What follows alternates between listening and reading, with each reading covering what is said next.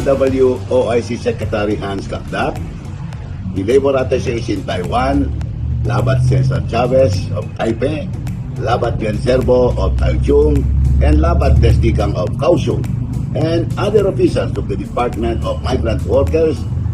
Our dear kababayan, mga dakilang bayaning OFW, magandang hapon po sa inyo lahat.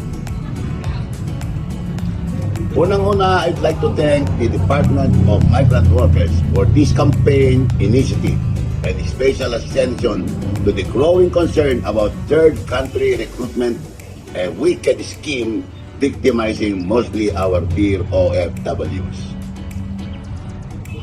Una natin bininyagan o binigyan pansin ang usaping ito nung tayo ay nasa dole pa.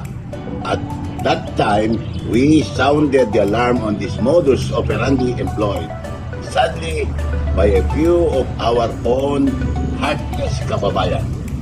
A number of those who fall prey into this pernicious recruitment arrangement were our OFWs in the Middle East. Labis na nakalulungkot na ang ganitong mapagsamantala at iligal na gawain ay nagpapatuloy. At ngayon, at sumasalanta sa buhay ng ating mga OFWs dito ngayon sa Taiwan. Ang iskemang ito ay isa sa mga napangunay ikinababahala ng ating mga kababayan dito ngayon.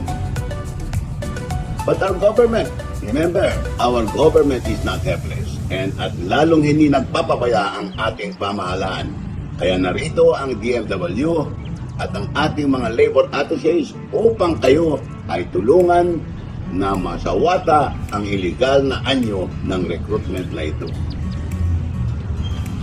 Sa bahagi naman ng MECO, handa kaming ibigay ang anumang suporta na kailangan ng mga ahensya ng pamahalaan upang sugpuin ang iligal na aktibidad na ito at maligtas ang ating mga mahal na OFWs sa tiyak na kapamakan.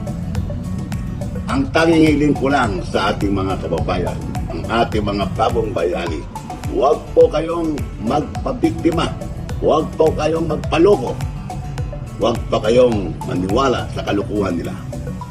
Maraming salamat po at magandang araw sa inyong lahat.